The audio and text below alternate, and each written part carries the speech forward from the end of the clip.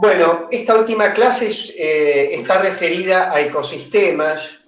Como les digo, voy a solucionar el tema este de la restricción que tienen para ver la clase explicada, pero de todas formas vamos a aprovechar el espacio de hoy también para contarles algunas cosas sobre la clase, algunos lineamientos, para que después cuando la vean también tengan algunos puntos que ya vimos acá como los más importantes. También les quería contar que, en principio, el primer parcial estaríamos teniéndolo en la semana del lunes 17, que comienza el lunes 17, lunes 17 de mayo, ¿sí? Ahí vamos a tener el primer parcial. Antes del primer parcial vamos a tener una clase más y vamos a hacer repaso, vamos a hacer unos encuentros para hablar de los temas y también vamos a plantear algunos cuestionarios con algunos lineamientos de preguntas tipo para que ustedes aganejen las cosas más importantes sobre los temas que tienen que ver, ¿sí? Bueno, eso les queda claro entonces. Parcial, semana que comienza el 17, ¿sí? En principio vamos a establecerlo en un intervalo de 1 hora, digamos, en el espacio que tenemos convenido para cada comisión, ¿sí? Para que cada cual cuente, digamos, con el espacio que eligió originalmente. ¿Qué sería el viernes, profe? ¿Cómo? Perdón. ¿Qué sería? Usted dice de la semana del 17, nuestra comisión Claro, sería en el viernes, va. Claro, el 17 de mayo es un lunes, a los que les corresponde el miércoles será el miércoles, a los que les corresponde el viernes, el viernes. De todas formas, estos encuentros y demás, obviamente están invitados todas las comisiones a presentarse, a concurrir en los encuentros que quieran, del miércoles, del viernes, es indistinto, ustedes manéjenlo como quieran o como les quede cómodo, y si quieren los dos encuentros también, ¿sí? El último encuentro yo no pensaba colgar esta clase que espero que esté disponible en breve, pero bueno, por el peso, no sé por qué están estas dificultades de restricción. Yo la veo bien entrando al campus, así que supongo que voy a destrabar eso en un rato para que ustedes la puedan ver. ¿Profe? La clase es larga, entonces es muy pesada, y a veces por eso se dificulta colgarla ahí en subirla al campus. Bueno, vamos a hablar de un poco de estas últimas 2 clases que son ecología, ecósfera y ecosistemas, ¿no? En términos generales. Y hablemos de algunos temas sobre los que ya hemos hablado, pero que aparecen ahí, ¿no? En esta última clase, sobre todo, ustedes van a ver en la definición de un ecosistema, que un ecosistema es un sistema biológico que ya definimos de alguna manera, ¿no? Que tiene componentes físicas o físico-químicas y biológicas, ¿no? Que pueden tener un término de definición como biotopo, la parte física, biocenosis, la parte que se refiere a las poblaciones que constituyen los ecosistemas. Pero los ecosistemas, en términos generales, son sistemas que se autorregulan. Este es un punto importante. Todos los sistemas, en realidad vivos, partiendo de una célula a un gran ecosistema conformado por organismos, a su vez compuestos por muchas células, todos los sistemas vivos tienen la capacidad de autorregulación, ya sea una célula única, un organismo constituido por células, o un ecosistema constituido por muchas poblaciones de muchos organismos y con interacciones muy complejas. ¿Qué quiere decir que el ecosistema se autorregula? Quiere decir que mantiene siempre dentro de cierta permisividad de sus parámetros un equilibrio. Salido de ese equilibrio, el sistema no es viable. Lo mismo pasa con una célula. Ustedes saben que nosotros mantenemos internamente un determinado pH sanguíneo, una determinada temperatura, un determinado nivel de azúcar en sangre, ¿sí? Eso que denominamos para los organismos vivos como autorregulación y concretamente para los organismos el término homeostasis, que es la capacidad de mantenimiento de las condiciones internas, también vale, digamos, para los sistemas mucho más complejos que una célula, ¿no? Como los ecosistemas más complejos, que también tienen sistemas de autorregulación.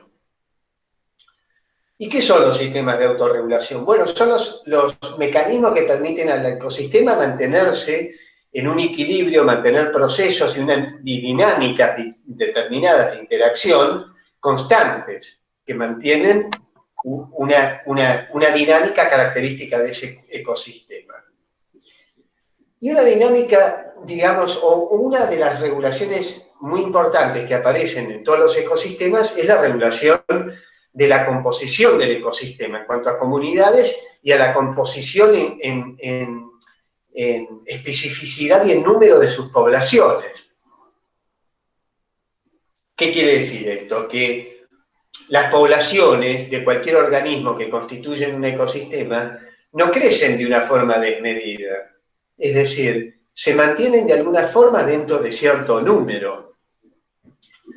Si nosotros tomamos un ecosistema determinado y vemos las distintas poblaciones, ya sea de especies vegetales o animales que lo constituyen, vamos a ver que las poblaciones siempre se mantienen en un número determinado, en un equilibrio que vamos a denominar un equilibrio dinámico, porque no es que hay 308 jirafas en la sabana africana en una determinada población, sino que puede haber 20 más, 20 menos, 3 más, 3 menos, pero las poblaciones mantienen un equilibrio, ¿no? Y las poblaciones entre sí, según su interacción, también están en equilibrio en los ecosistemas. Y entonces aparece la regulación de las poblaciones, ¿no? Y algunos naturalistas o científicos o protocientíficos empezaron a pensar en cómo se regulan las poblaciones, ¿no? Y aparecen algunas consideraciones, como la de un científico, podemos decir Malthus, muy famoso, que muchos siglos atrás ya propuso una idea acerca de cómo es la dinámica de crecimiento de las poblaciones. Y Malthus lo que dijo, basado en su apreciación de las cosas, digamos, es que él pronosticaba una catástrofe en el año 1600, 1500 para el mundo. Él decía que los individuos, los organismos crecían de una forma aritmética y los recursos de una forma geométrica. ¿Qué quiere decir? Que mientras la población crecía de una forma lineal, digamos, de una forma asintótica, ya vamos a ver, ustedes tienen en las clases la comparación de las curvas que representan esto que yo les estoy contando, que mientras que los organismos crecían de una forma mucho mayor, los recursos crecían de una forma menor. Entonces él decía, en algún momento va a haber una catástrofe en el mundo. Porque los organismos, en términos generales, de todas las poblaciones que constituimos los organismos, vamos a superar la capacidad de carga, que así se denomina, la capacidad que tiene un ambiente, un sistema, un ecosistema, por pequeño o grande que sea, de sostener a los organismos, ¿sí? Y la interacción de los organismos que soportan, ¿sí? Es decir, cada ecosistema y cada ambiente dentro de un ecosistema, para cada especie tiene una determinada capacidad de carga. ¿Qué quiere decir? Que puede soportar en cuanto a los recursos y condiciones en general, una determinada cantidad de organismos, y por eso se regulan los organismos. Si los organismos crecieran como crecen, digamos, las bacterias hasta que encuentran su límite, realmente Malthus hubiera tenido razón, y en este mundo ya no cabría más un organismo vivo porque hubiéramos superado la capacidad de soporte del planeta como ecosistema para todos los que estamos vivos, ¿no? Pero la realidad es otra, que la curva de crecimiento de las poblaciones, en términos generales, no es como decía Malthus, que es como una asíntota que crece, con una tasa prácticamente ilimitada, sino que un discípulo de Malthus, que es Barthaus, ustedes van a ver en la clase la comparación del modelo de Malthus y de Barthaus, y van a ver las curvas de uno y de otro propuestas para el crecimiento de una población, y vamos a ver que Barthaus propuso una dinámica o una descripción para el crecimiento de las poblaciones que obedece a lo que aceptamos actualmente, que es una curva en términos generales para las poblaciones de organismos. Vamos a ver que hay algunas excepciones en particulares, pero en términos generales los organismos crecen siguiendo una curva de tipo sigmoidea. Sigmoidea porque es como una S. Es decir, primero las poblaciones aumentan, tienen una tasa de crecimiento muy importante, que luego se va estabilizando y luego entran en un plató, en una meseta. Una meseta que, como les decía, con las 308 o 302 jirafas, no es una meseta constante, sino que la población llega a un equilibrio dinámico y se establece en un determinado número de población. Como les decía, respondiendo a este crecimiento de tipo sigmoideo, es decir, las poblaciones crecen siguiendo una curva. Si trazamos en la ordenada, ustedes saben la ordenada en los ejes cartesianos, ¿no? En la ordenada y las abscisas, si la ordenada es el número de individuos y en la abscisa el tiempo, la descripción es una S, es decir, primero crece mucho, se estabiliza, luego se va estabilizando, luego se estabiliza en un determinado número de población. Y ese número de población, los ecólogos, nosotros podemos llamarlo K. El número K es un número constante, que es la capacidad de carga que tiene un ecosistema para una determinada población. Es decir, una población de jirafas o de leones que viven en la sabana va a mantenerse más o menos, atendiendo por supuesto a las afectaciones que, como vamos a ver, tengan otros condicionamientos ambientales, se mantiene naturalmente en un número más o menos estable en su población.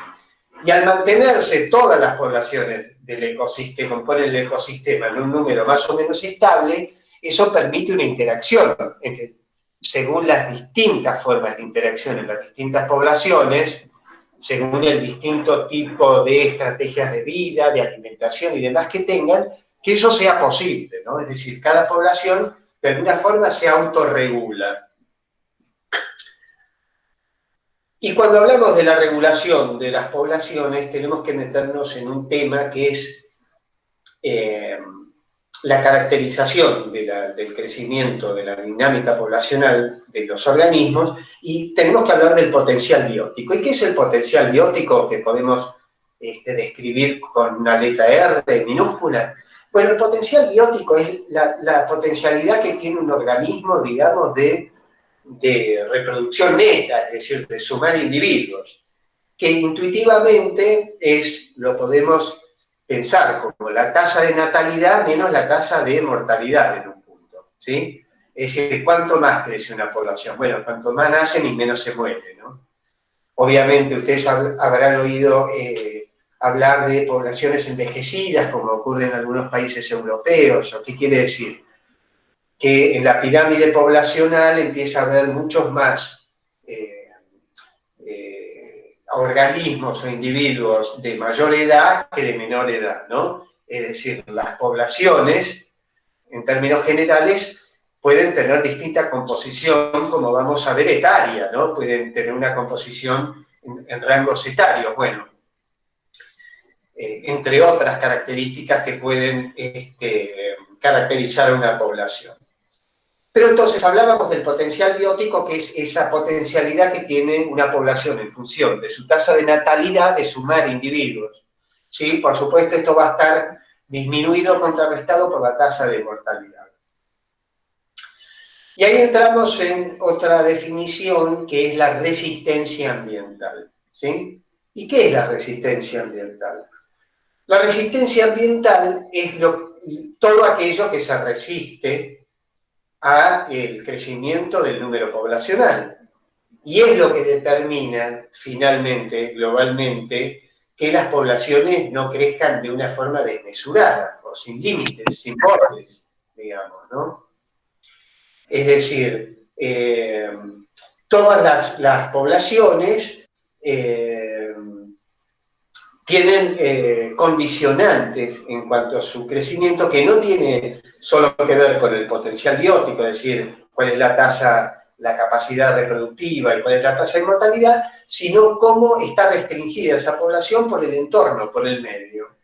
¿Y estas restricciones cuáles pueden ser? Bueno, son las interacciones con otras especies. ¿Qué puede determinar que una determinada población no crezca más? Bueno, la predación, por ejemplo, que haya otros organismos que depreden a esta población. Las enfermedades, las muertes por causas, digamos, que tengan que ver con parásitos, con enfermedades.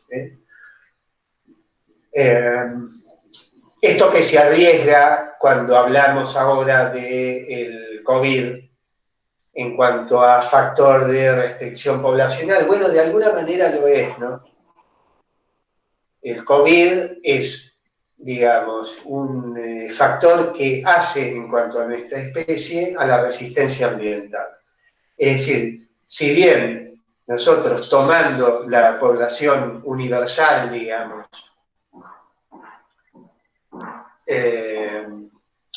podemos entender que esta nueva afectación sobre la especie, el COVID, está generando un aporte nuevo a la resistencia ambiental. ¿Por qué? Porque está enfermando y disminuyendo la población.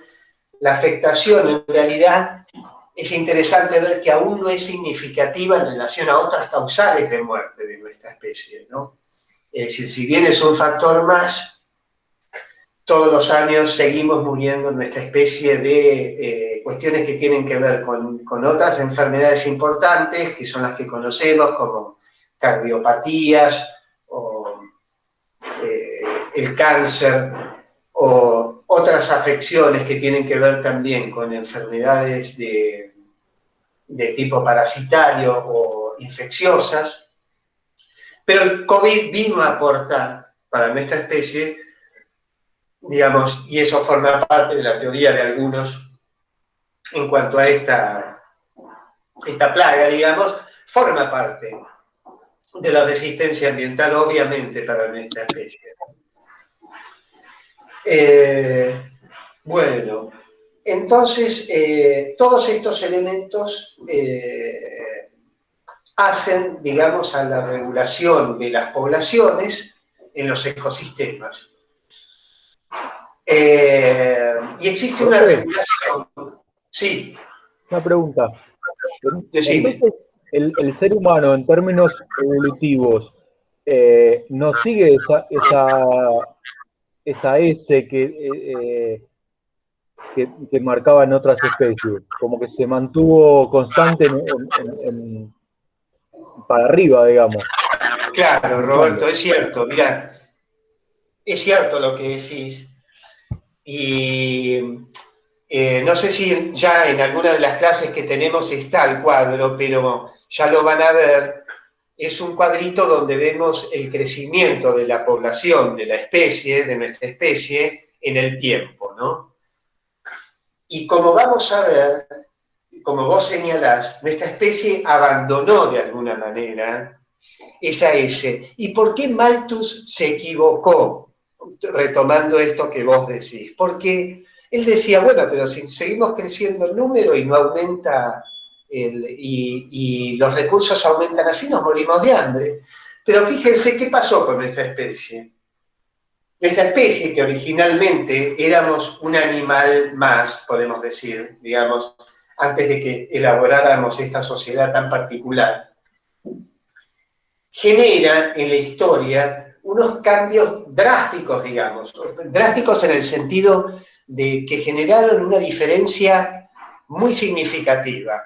Una diferencia significativa que cambió, digamos, la idea que tenía Malthus, es que el hombre hace 8.000, 10.000, 12.000 años empezó a abandonar sus hábitos solo de cazador, recolector y de búsqueda, digamos, aleatoria de recursos, y empezó a planificar. Es decir, en los valles de los grandes ríos, ¿sí? Ya sea en la Mesopotamia asiática, en las antiguas culturas, lo que es hoy Irán, Irak, toda esa zona, digamos, o en el Valle del Nilo, en Egipto, o en los ríos como el Volga u otros ríos en Europa. Bueno, las culturas comenzaron a establecerse, como les digo, en promedio hace unos 10.000 años, y comenzaron a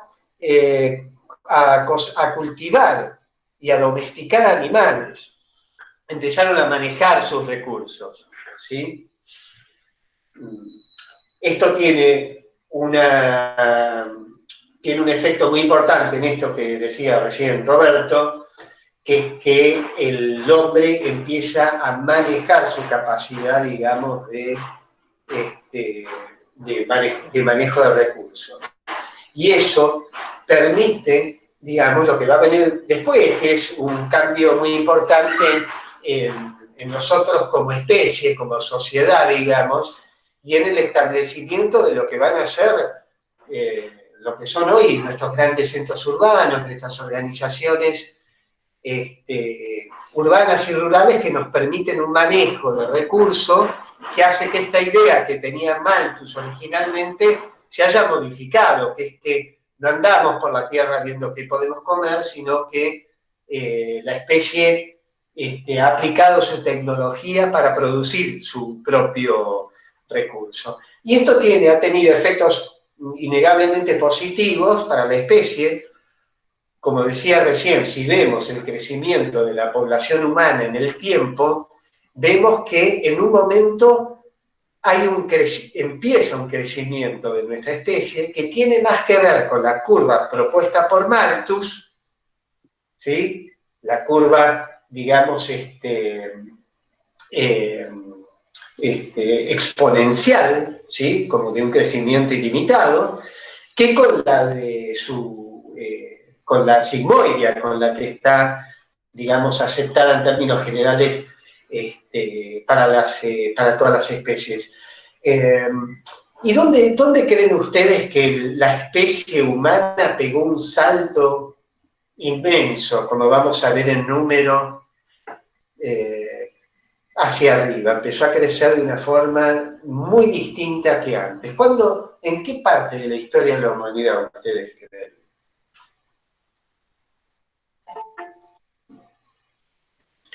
Bueno, el cambio comienza, como les digo. ¿En la industrialización puede ser? Sí, claro, claro. Comienza, como les digo, comienza a hacerse visible cuando comenzamos a modificar nuestra capacidad de manejo de recursos, pero es muy importante con el advenimiento de la era industrial y de grandes avances de nuestra especie sobre cuestiones que tienen que ver con qué, con cuestiones que hicieron el antes y el después, como la penicilina, los antibióticos. Es decir, la expectativa de vida de nuestra especie, que a lo mejor durante siglos y siglos no superó los 30 años, cambia radicalmente con algunas cosas. Algunas es la higiene, aunque parezca increíble, el uso del agua, el uso del agua, la incorporación de la higiene en la cultura como una cuestión que tiene que ver con la sanidad, con la salud. La aparición de antibióticos, de la penicilina y de otras cuestiones que tienen que ver con la tecnología y la capacidad, digamos, de atender el tratamiento de cuestiones muy básicas, ¿no? Cuestiones muy básicas. Sí. ¿En qué etapa o año se dio, más o menos? La revolución industrial tenemos que hablar a partir del siglo XVIII, sobre todo, a partir del siglo XVIII, ¿sí? De una forma muy incipiente, cambiaban las cosas en el siglo XVII, pero es en el siglo XVIII que hay como un cambio muy importante en cuanto a este aporte en nuestra cultura. Bueno, entonces entendemos un poco cómo se regulan las poblaciones. Las regulaciones, como van a ver, son internas, es decir, hay regulaciones del número de población que tienen que ver con qué capacidad de fertilidad o de reproductiva tiene una determinada especie, que es variable, digamos. No en todas las especies es igual. Como vamos a ver, no solo no es igual en las distintas especies la capacidad reproductiva, ya sea fertilidad o fecundidad, que no es lo mismo, ¿no? Porque fertilidad, fecundidad y fertilidad se refieren en un caso a la capacidad reproductiva y a la otra la realidad en cuanto al número de descendencia en promedio, ¿no? De individuos. Y la regulación de las poblaciones tienen que ver con estos factores que hacen a la susceptibilidad de las poblaciones a los factores externos, como oferta de recursos, que las ofertas de recursos son variables, digamos, ¿no? Y como vamos a ver, eso afecta de una forma muy importante a las poblaciones. Hay poblaciones, por ejemplo, que en determinados momentos se ven favorecidas por una hiperabundancia de recursos. Pueden ser, por ejemplo, acá ocurre en el sur, por ejemplo, algunos años hay bonanza, digamos, climática, y eso genera mucha oferta de semillas y condiciones climáticas buenas, y hay un gran crecimiento explosivo de roedores, que caen ratones de los árboles, acá en el sur, en nuestros bosques, ¿no? Esas poblaciones, como vamos a ver, se regulan, se autorregulan. ¿Cómo se regulan? Y bueno, porque aunque hayan condiciones extraordinarias, climáticas y demás, luego las poblaciones se regulan. ¿Por qué? Porque el recurso finalmente es finito y va a dar sustento a un número determinado de esa población. Y todas estas condiciones van a mantener siempre años más, años menos, con mayor o menor población, van a tender a mantener a las poblaciones en un determinado número, cercano a ese nivel dinámico que denominábamos K, de la capacidad de carga. Bueno, y hablando de esto, otro concepto que van a ver en las clases, en la última clase, que quería un poco hablar con ustedes ahora, es sobre dos estrategias generales que siguen los distintos organismos en cuanto a sus estrategias, digamos, reproductivas y estrategias en general de vida. Y en términos generales, podemos dividir a las distintas especies en dos tipos de estrategia, la estrategia R y la estrategia K. ¿Y qué son las estrategias R y las estrategias K? Bueno, vamos a tomar dos ejemplos típicos de cada estrategia. Vamos a tomar como ejemplo típico de la estrategia K a los mamíferos, por ejemplo nosotros, ¿sí? O cualquier otro mamífero. Y como estrategia R, por ejemplo, los insectos. La estrategia, en función de lo que hemos visto hasta ahora, en función de lo que hemos hablado de regulación del número de especies, ¿qué hace la estrategia K? La estrategia K elige tener pocos descendientes. Nosotros tenemos, por ejemplo, nosotros como especie, Homo sapiens, tenemos un número de hijos en general que puede variar. Bueno, hay casos, digamos, los casos más extremos en cuanto a más número, pues, no sé, hay hasta mujeres que pueden tener hasta, no sé, muchas, hasta una decena de hijos en su vida, o una docena de hijos, que digamos, como un caso extremo, ¿no? En general, digamos, la cantidad de descendientes, ¿no? de individuos descendientes de un mamífero es un número finito, ¿no? Es decir, que lo contamos, digamos, dentro de una decena en términos generales. En cambio, si hablamos en comparación con una típica población R, ¿sí? Por ejemplo, insectos, la cantidad de descendientes es, en algunos casos, realmente muy abundante. Pueden tener los insectos, una araña, o los peces también, que siguen estrategias R, pueden tener miles o cientos de miles de huevos, ¿sí? Entonces acá hay dos estrategias bien distintas que eligió la naturaleza para asegurarse ¿qué cosa? Bueno, para asegurar lo que quiere cada especie. Lo que quiere, hablamos de una inteligencia que no es consciente, ¿no? Que es de una inteligencia global en la naturaleza, que es que cada especie tiene, digamos, el propósito inconsciente de dejar sus genes para adelante, ¿no? Entonces, eligen distintas estrategias para hacerlo.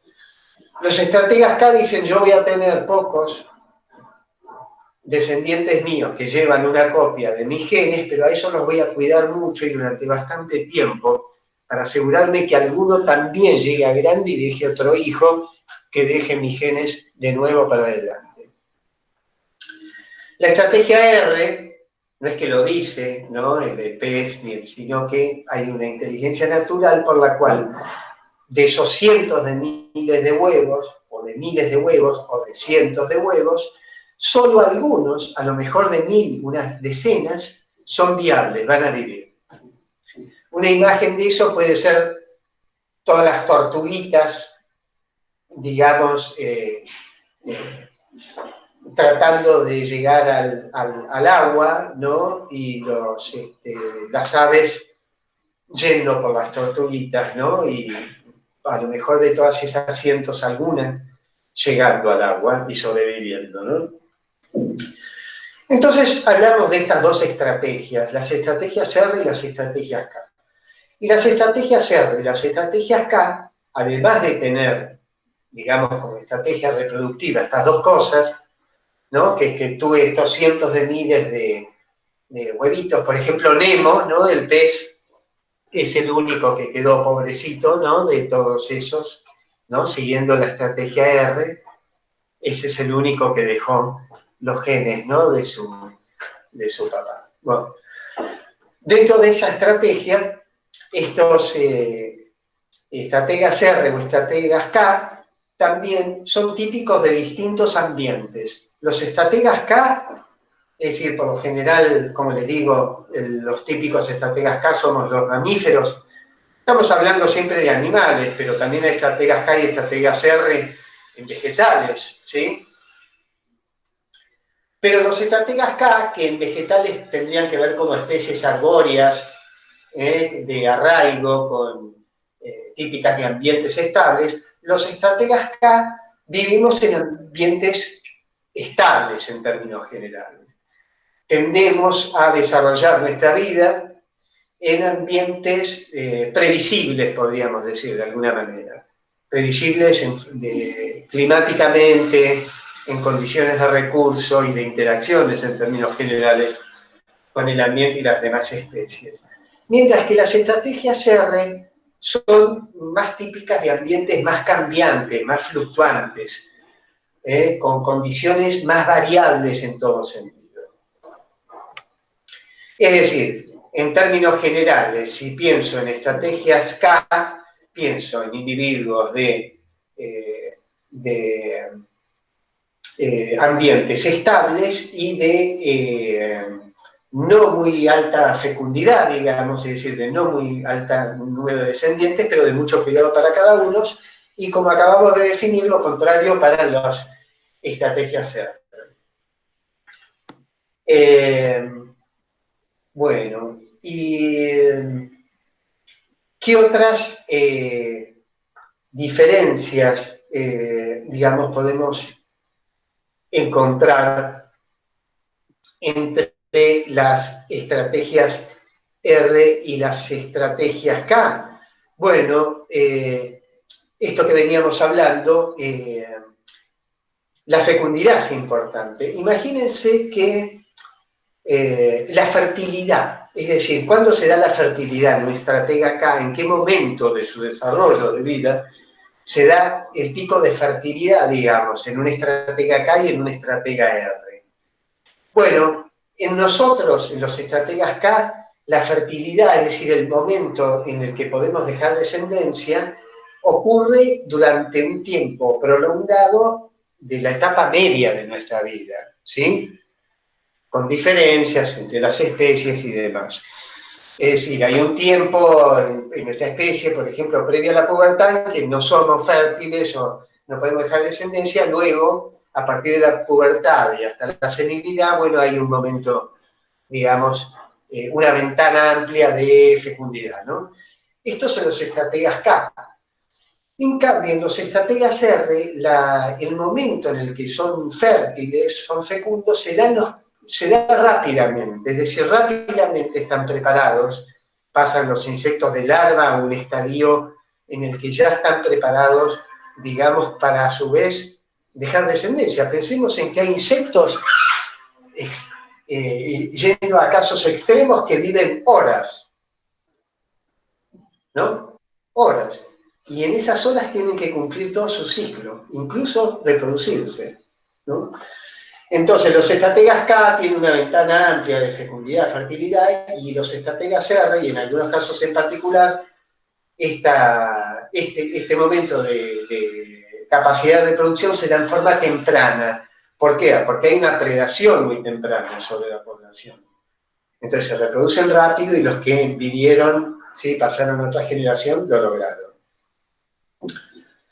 Bueno, esto es entonces algo que les quería contar en cuanto a las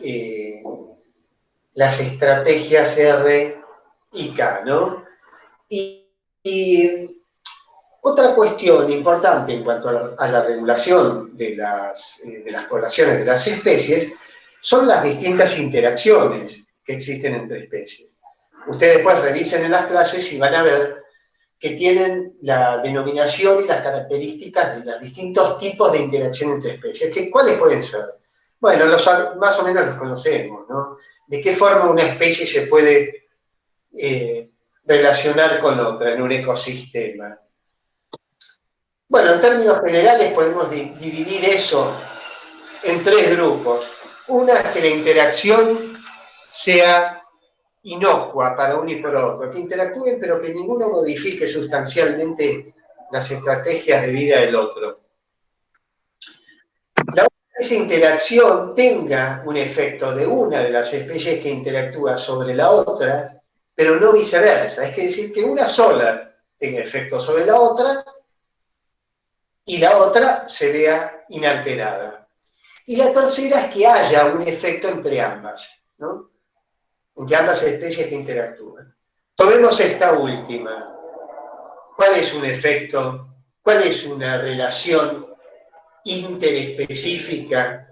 Y cuando digo interespecífica, quiere decir entre especies, porque también hay relaciones intraespecíficas, es decir, relaciones entre organismos de la misma especie. Pero cuando hablamos de relaciones interespecíficas, y tomando este caso en el que ambas se modifican al interactuar, un caso extremo, por ejemplo, es la predación, ¿no? Es decir, predador-presa. Predador-presa es una relación en que ambas poblaciones se regulan una a otra y son dependientes. ¿Por qué? Porque el predador depende de la presa para nutrirse, para mantener su población, su número poblacional, y la presa es limitada en su población por el predador. Es decir, ambas poblaciones están reguladas.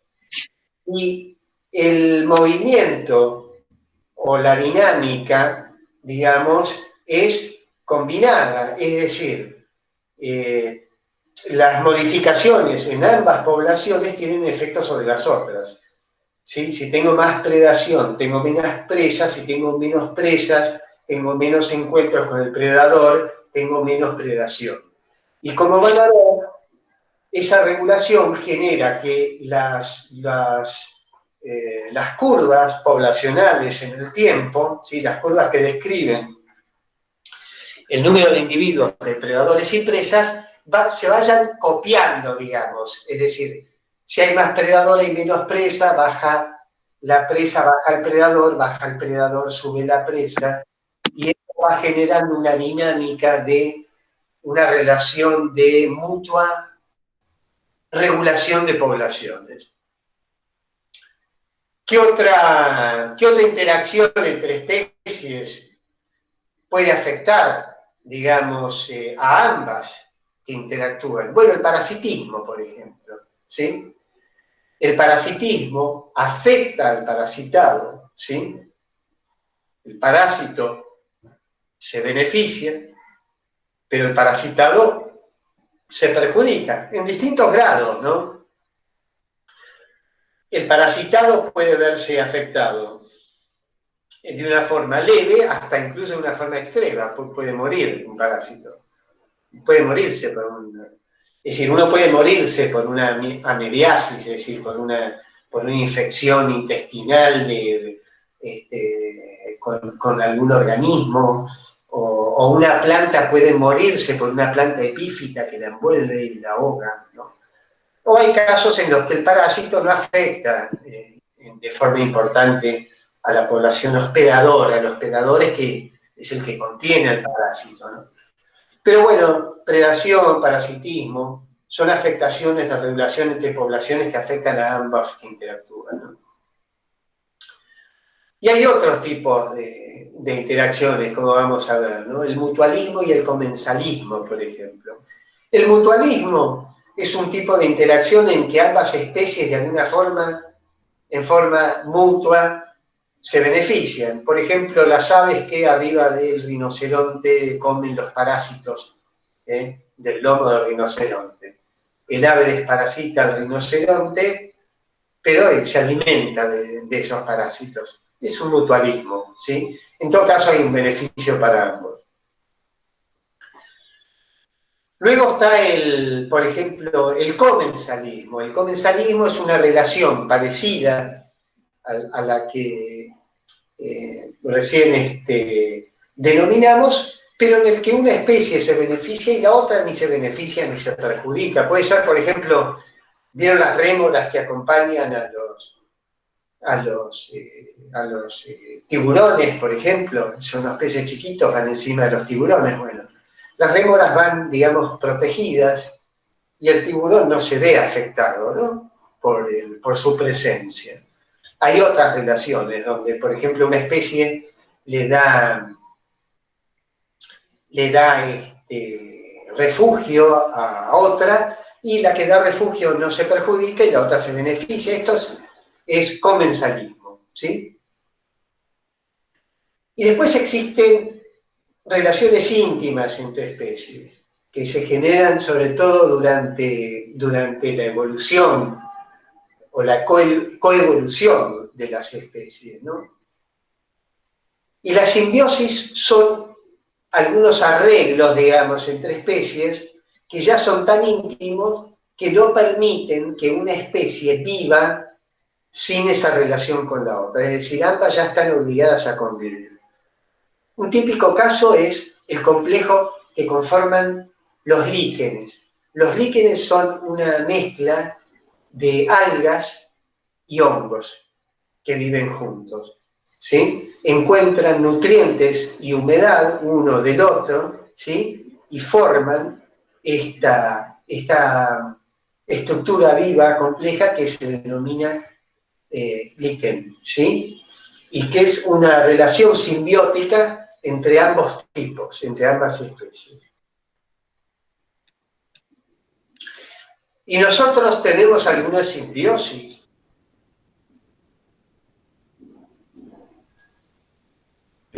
No, Y si no tuviéramos bacterias en el tracto intestinal, ¿podríamos vivir? no. No, o sea, sí tenemos bacterias que Sí son beneficiosas para nosotros. Exacto, tenemos. Pero no tenemos endosimbiosis. ¿Cómo? Pero no tenemos endosimbiosis. No, endosimbiosis es un término que se aplica a un proceso que tiene que ver No. con la captura de algo por parte de una célula, que es otro tema, pero que tiene que ver con esto. Si después te pones a leer qué es endosimbiosis, que es un término que hablamos, ¿se acuerdan cuando hablamos del origen de las células? Fíjense que la endosimbiosis es la captura de una célula, capturó otra célula, la incorporó y formó otra estructura nueva. Y eso es también una simbiosis, porque esa estructura nueva, ¿se acuerdan de que lo que les conté de los mitocondrias y los cloroplastos que ahora forman parte de nuestras células? Bueno, ahora son indispensables para nuestras células para vivir. Se los dejo. Aprovechando lo que dijo Bruno, vean después y comparen, relacionen esto de la endosimbiosis con la simbiosis. Pero sí tenemos, ¿no? Si no tuviéramos bacterias en el tracto digestivo no podemos vivir, no podemos digerir. Y cuando tenemos un desarreglo en el tracto digestivo de nuestras bacterias, nos enfermamos. ¿Sí? Podemos tener desarreglos intestinales, infecciones. ¿Sí? Tenemos más bacterias en el cuerpo que células propias, aunque no lo crean. ¿Sí? Son millones, que cada bacteria es una célula. ¿Sí? Una célula distinta a las células que nos componen. De las células que existen, ¿qué células nos componen a nosotros? ¿Procariotas o eucariotas?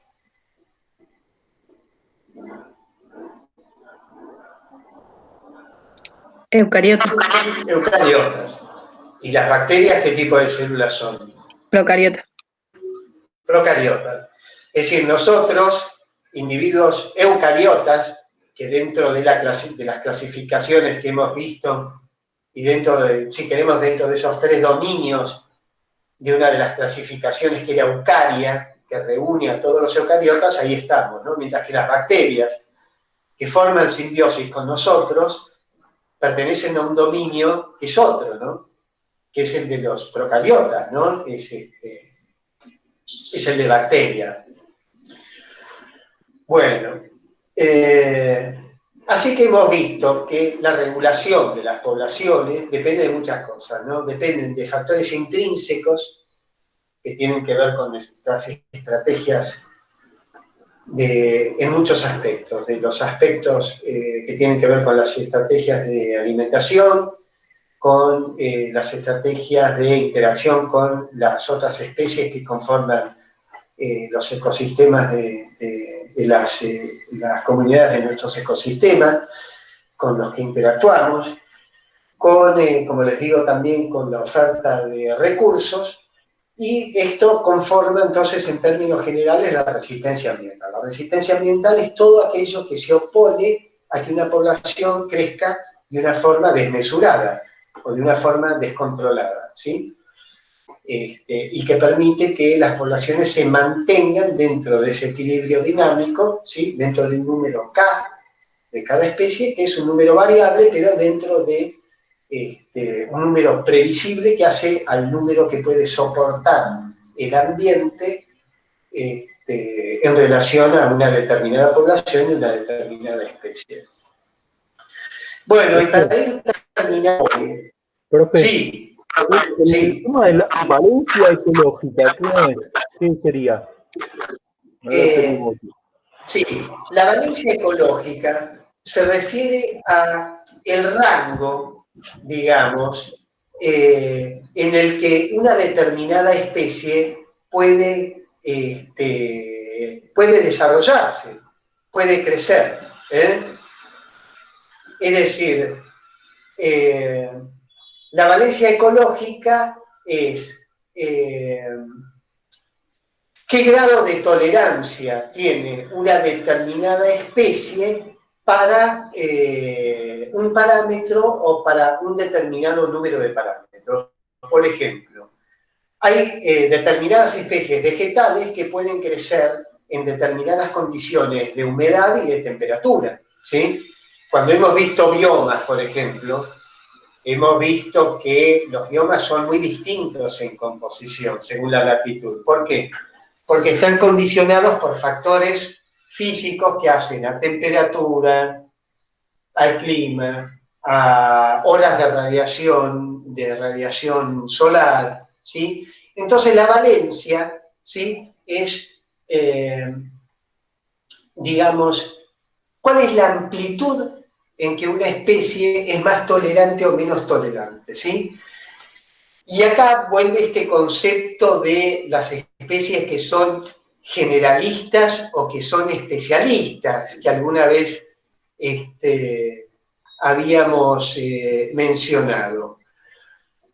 Imagínense que cuanto más especialista, digamos, sea una población, más sesgada estará a determinadas condiciones ambientales. Entonces, cuanto más especialista, más específicos son sus requerimientos, en algún sentido, ¿sí?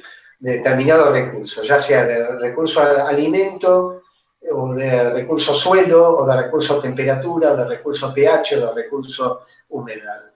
Mientras que cuanto más generalista, digamos, más amplio será el rango en el que pueda distribuirse. Por eso vemos que hay especies que están mucho más distribuidas en el planeta, digamos, en ambientes distintos, son capaces de colonizar ambientes distintos, esto es en el caso de las generalistas, o los especialistas, ¿no? Que realmente están restringidos a ámbitos, en su ámbito y en su nicho ecológico muy específicos.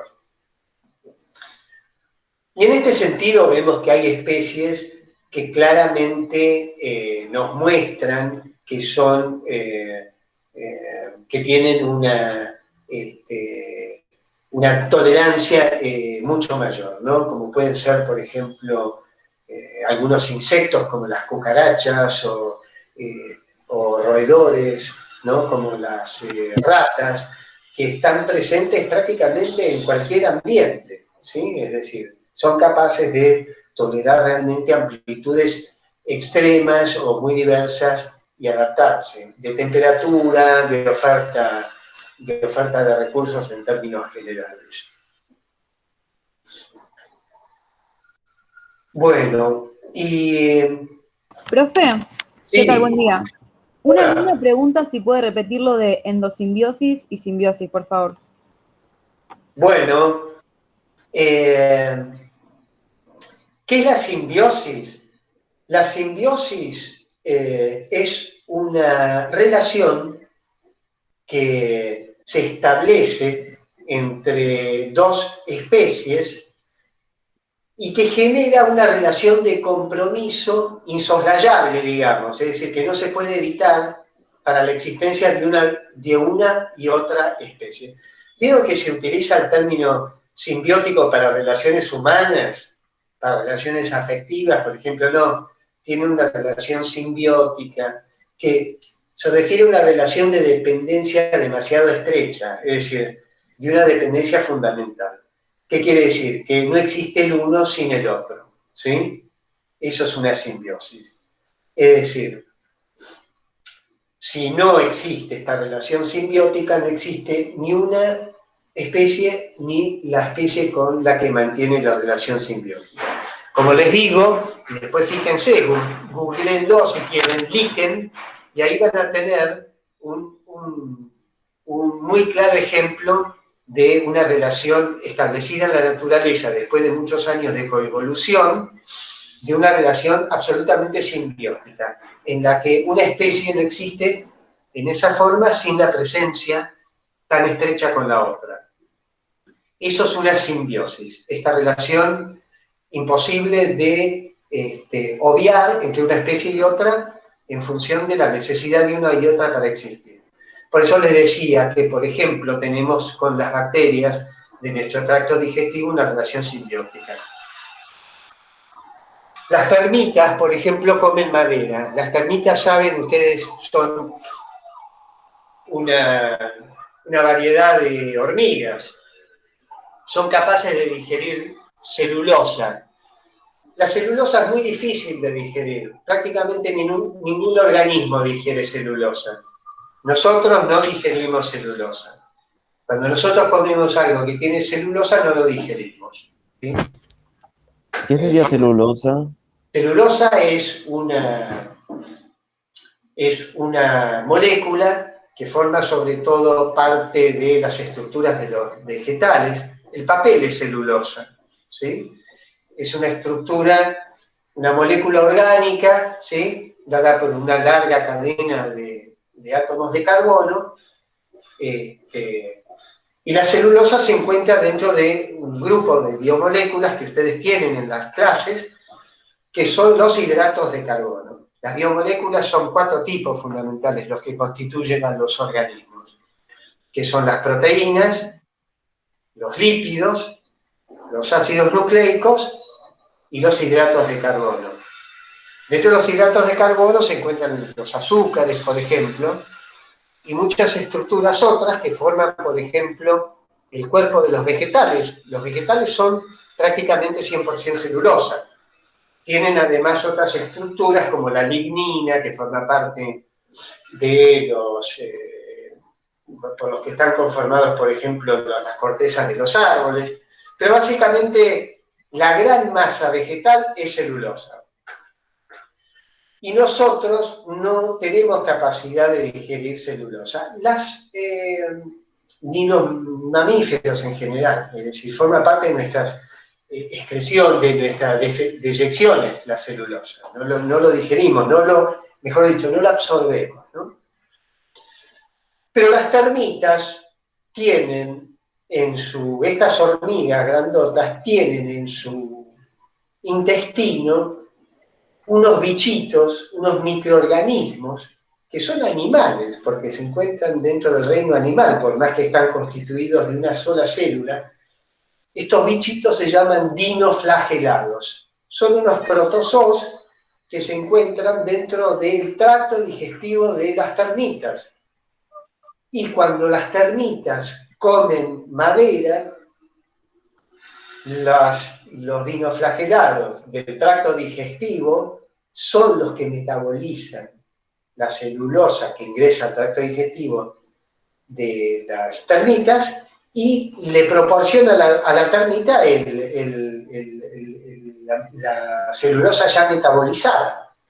Entonces, existe una simbiosis ahí también, es decir, los dinoflagelados encuentran en el tracto digestivo un medio rico, porque, digamos, la termita ingiere, digamos, la celulosa que el dinoflagelado necesita, y el dinoflagelado en esta simbiosis le aporta a la termita la celulosa ya metabolizada en los elementos que fisiológicamente luego la termita utiliza para alimentarse. Bueno, esto es entonces la simbiosis. La endosimbiosis, ¿qué es endo? Endo es de hacia adentro. Endosimbiosis es un proceso que yo los invito a que vean las clases anteriores, si quieren ver. Hay un videíto de la endosimbiosis.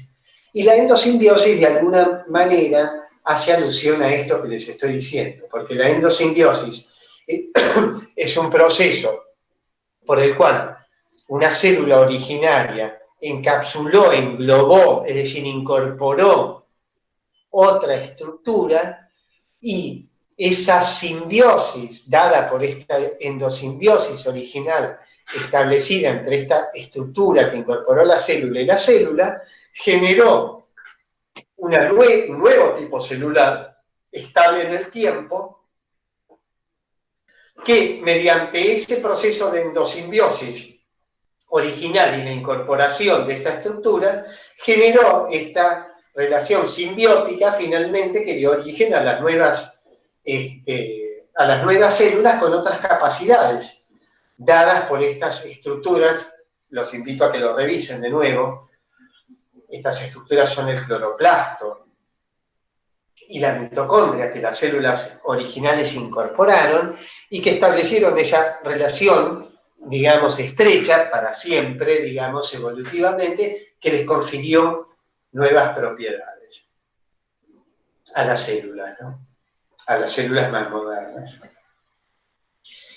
Bueno, y vamos con este último concepto, para que no se haga tan largo, que es un concepto que está relacionado un poco con el tema de las estrategias R, las estrategias K, sus distintas formas de adaptación a los ambientes y demás.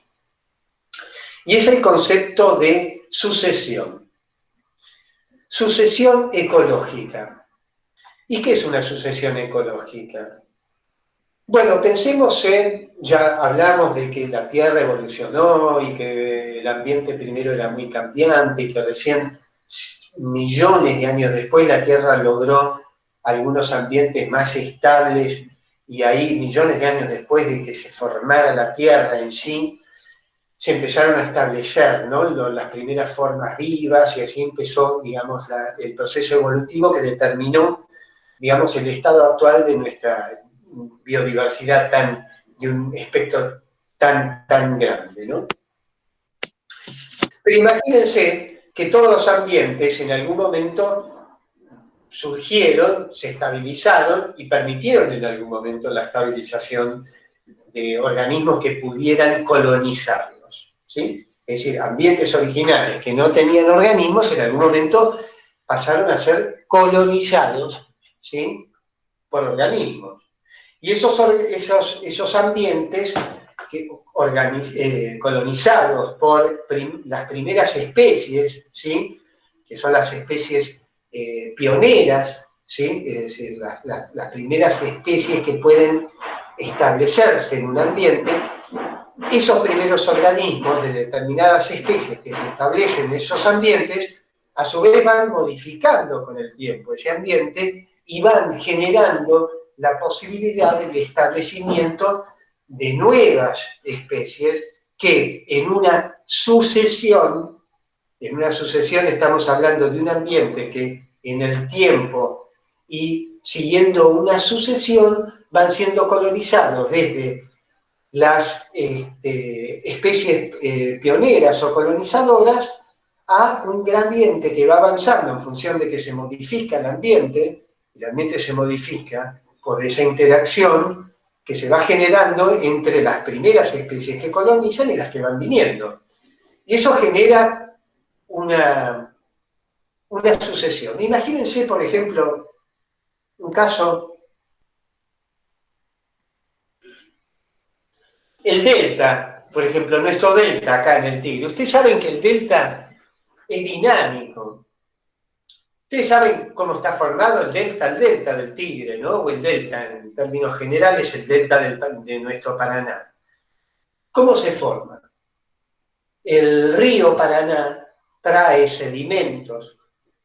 Esos sedimentos vienen arrastrados en una continuidad desde el río Amazonas, ¿sí?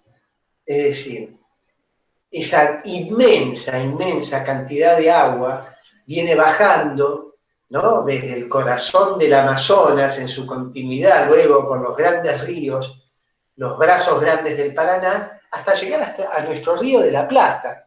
Es decir, de alguna forma, lo que vemos acá en el río de la Plata y en el Tigre son las últimas estivaciones, digamos, de las especies, digamos, que vienen bajando, digamos, en un corredor desde las mayores altitudes, ¿no?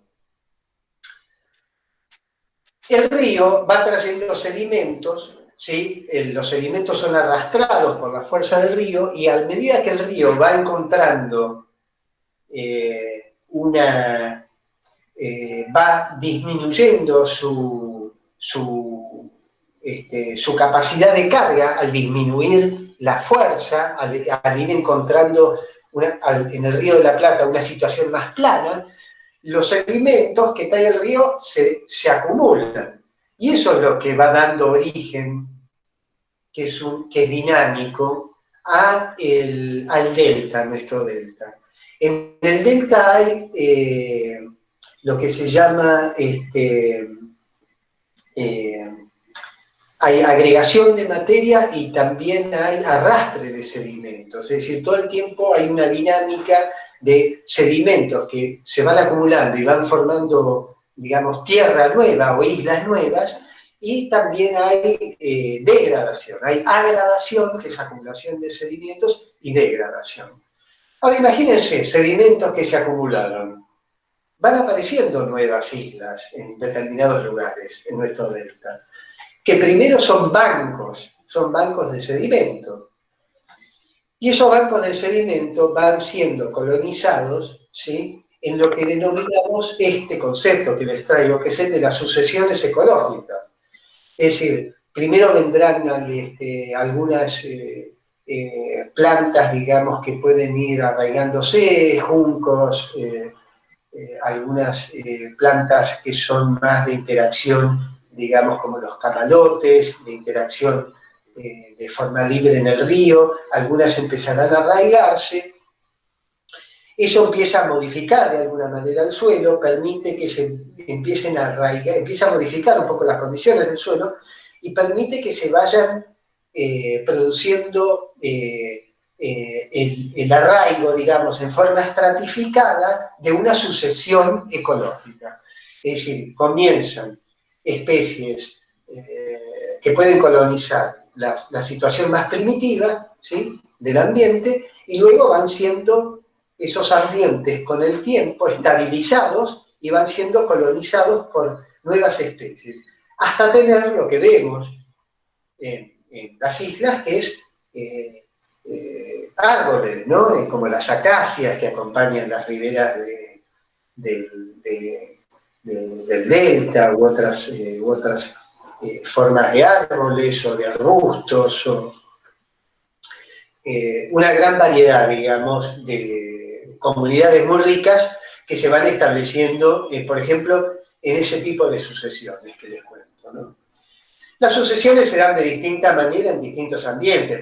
Por supuesto, no va a ser igual colonizar una isla en el delta y lo que se vaya estableciendo ahí que colonizar el permafrost, el suelo helado de la taiga o de la tundra en las latitudes.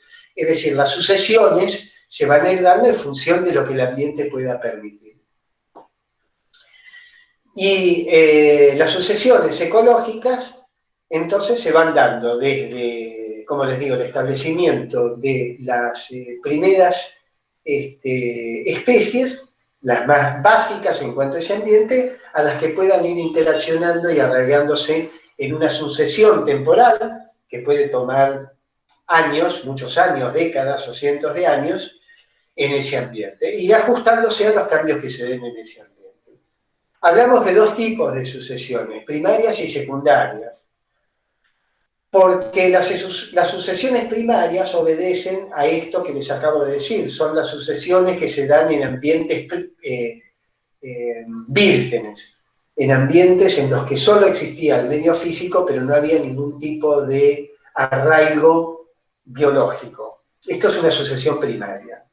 Mientras que una sucesión secundaria puede darse en un ambiente donde ya existió una sucesión que se desarrolló y que por algún cambio, que como vamos a ver puede ser un cambio ambiental, puede ser un cambio ambiental gradual, puede ser un cambio ambiental drástico o catastrófico, ¿sí?, ambiental, como una inundación, un incendio u otro, puede dar origen a una sucesión secundaria, que a diferencia de la primaria no se establece en un ambiente virgen, sino en un ambiente ya previamente colonizado y establecido mediante otra sucesión previa.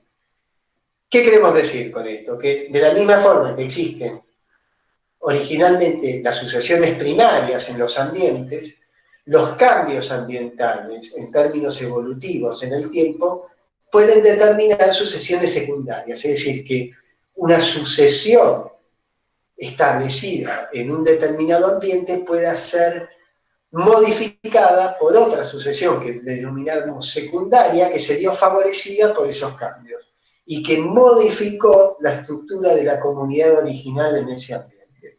¿Se entiende? Los ambientes son resilientes, siempre tienden a mantener una determinada estructura de dinámica de equilibrio, aunque tenga que cambiar drásticamente sus parámetros.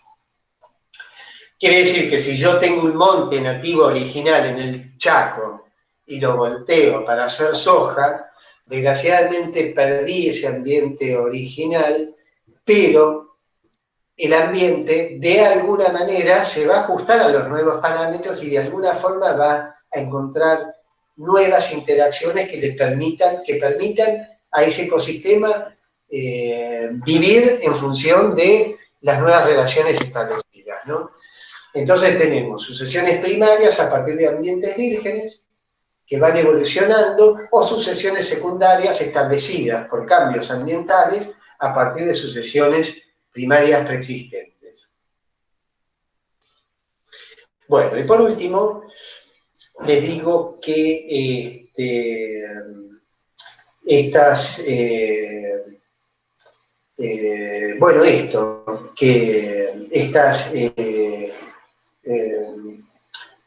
relaciones, digamos, volviendo a los individuos R, digamos, los individuos R, por lo general, digamos, tienen mayor capacidad, digamos,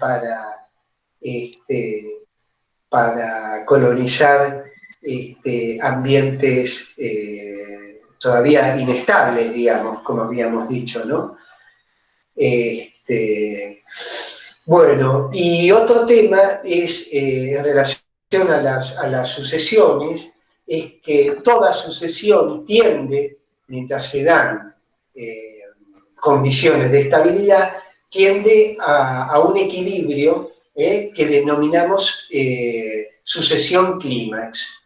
¿Cuál es la sucesión clímax? La sucesión clímax se refiere a la composición final de esa sucesión, es decir, de esa comunidad que está evolucionando en determinado ambiente, cuando encontró las condiciones de interacción entre especies y ambiente óptimas para ese ambiente, que viene evolucionando desde los orígenes de la sucesión. Es decir, mientras los parámetros se mantengan dentro de cierta estabilidad, las sucesiones evolucionarán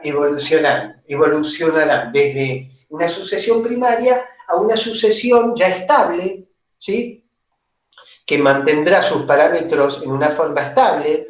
Esto se refiere a una comunidad con determinadas poblaciones, con determinada riqueza de especies, con distintas interacciones ya establecidas, estables, ¿sí? Es decir, esas condiciones, si mantienen durante el tiempo necesario cierta estabilidad, esas comunidades puede decirse que llegaron a su clímax en esa sucesión.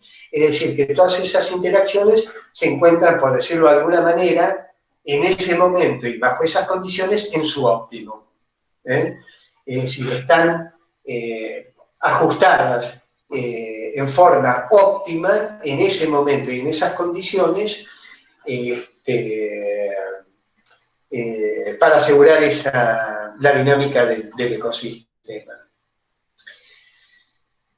Bueno, por hoy creo que vamos a ir dejando esto. Como les digo, en un rato voy a meterme ahora en YouTube a ver si tiene alguna limitación para que vean la clase. De todas formas, ¿por qué no armamos una cadena de mail y les mando también al mail, así aquellos que tengan alguna dificultad para bajarlo? A partir de ahora también les mando a la cadena de mail, así lo pueden bajar directamente del Drive, como hice en las comisiones anteriores. ¿Les parece? ¿Alguien no se decía? ¿Alguien de ustedes? Sí. ¿Te acordás que yo había intentado hacer un grupo también de mail? No sé si te llegó la solicitud. Dale, ¿dónde me lo mandaste, Regina? Por mail. Bueno, dale. Como Dale, supuestamente manda una invitación automáticamente. dale. Ahí te respondo a ese. Dale, gracias. Y así quedamos también conectados por mail. Así que bueno, como les digo, van a tener la clase esta, que estuvimos viendo estos temas, también la van a tener explicada ahí, por ahí hay algún elemento que no vimos ahora, pero vayan revisando todo esto, junten dudas también y vean cosas. Como les digo, creo que vamos a incorporar una clase más antes del parcial, ¿sí? Que la voy a subir, la clase va a ser de biodiversidad, que la voy a subir también ahora después de esto. Y en todo caso, nos volvemos a juntar la semana que viene en este espacio. Y bueno, en todo caso, estén atentos también porque por ahí incorporo algún cuestionario guía o alguna consigna que tenga que ver con alguna redacción o algo para que ustedes vayan pensando, como les había adelantado, en relación a los temas vistos hasta ahora y el COVID, que me interesa ya que estamos metidos todos en este tema, que por ahí nos sirva como eje para ir enlazando como eje el COVID con estos temas que vamos viendo. Profe, con respecto al parcial, ¿qué es lo que cuenta? O sea, ¿habría que estudiar como el PowerPoint o los cuestionarios que hacemos? Miren, los temas que vemos acá y en los PowerPoint, las clases, son de alguna manera un eje de los temas, digamos, eje que yo quiero que ustedes conceptualmente manejen. Como les digo, yo no quiero que ustedes aprendan cosas de memoria, ¿no? O fechas, o necesariamente números de científicos o personas.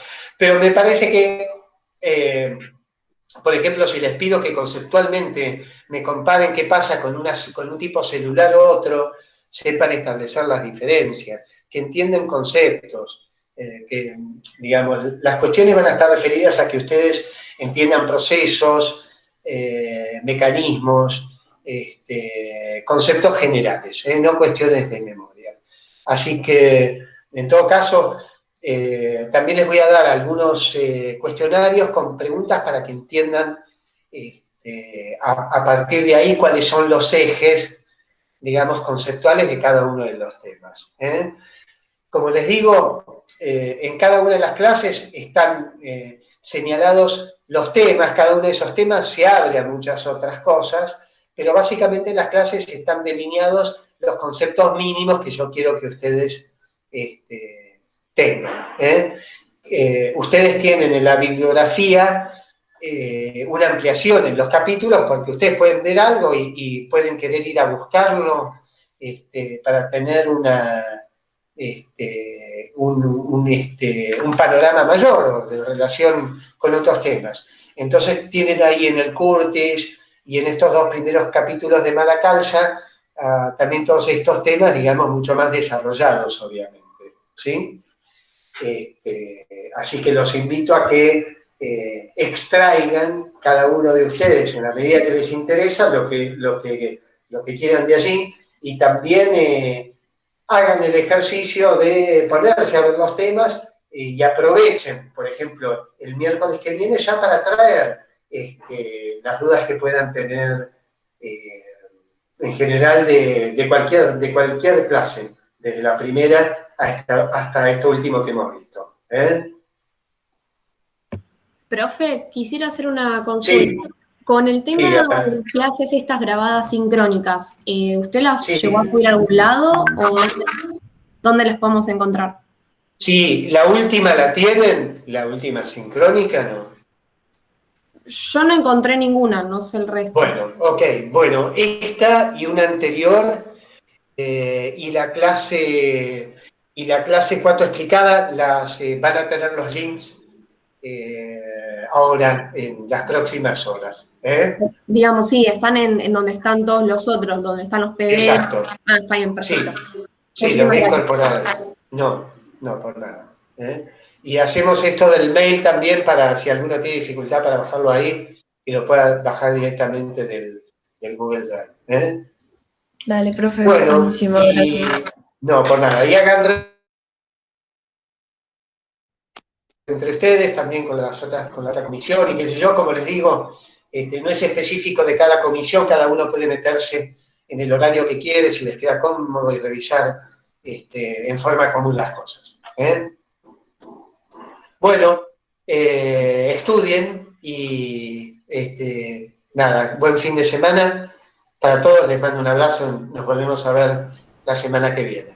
Chau, profe, buen fin de- Igualmente, profe. Chao, chao. Gracias. Gracias. Buen fin de... Chao, chao. Chao.